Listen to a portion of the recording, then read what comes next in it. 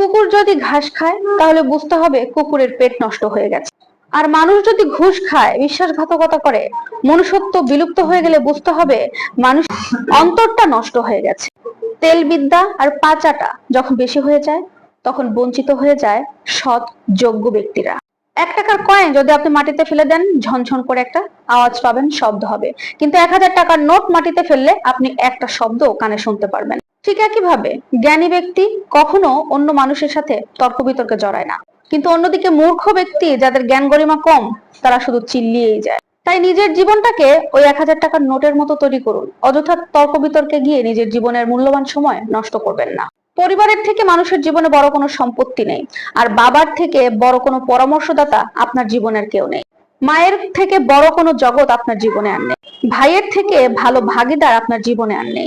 স্ত্রীর থেকে ভালো বন্ধু আপনার জীবনে আর কেউ নেই। আর এই কারণেই পরিবার ছাড়া আমাদের জীবন অমূল্য। 1 ফোঁটা বিষ অনেকগুলো পানি নষ্ট করতে পারে। ছোট্ট একটা পাথর একটা গ্লাস ভেঙে ফেলতে পারে, আর ছোট্ট একটা মিথ্যা কথা পুরো জীবনটাকে ধ্বংস করে দিতে পারে।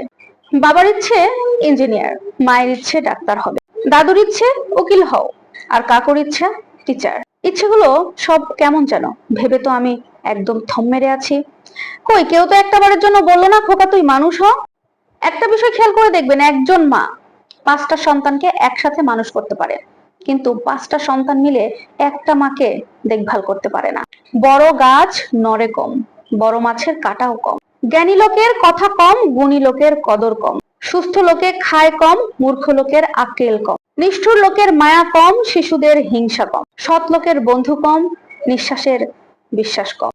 চোখ দিয়ে আমরা পুরো বিশ্বকে দেখতে পারি, কিন্তু এই চোখের মধ্যে যখন কোনো ময়লা ঢুকে বা যে কোনো কিছু পড়লে সেটা আমরা আর দেখতে পারি না। ঠিক একইভাবে মানুষ সবসময় অন্যের দোষটা খুব ভালোভাবে দেখতে পায়, সবসময় দেখতে পায়, কিন্তু নিজের দোষটা মানুষ কখনো দেখতে পায় না। মানুষের জিহ্বার কোনো হার নেই, কিন্তু তারপরেও মানুষের হৃদয় ক্ষত বিক্ষত করে ভাঙতে পারে। তাই যে কোনো মানুষকে কোনো কথা বলার আগে একবার নয় 1000বার ভেবে তারপরে কথা বলো।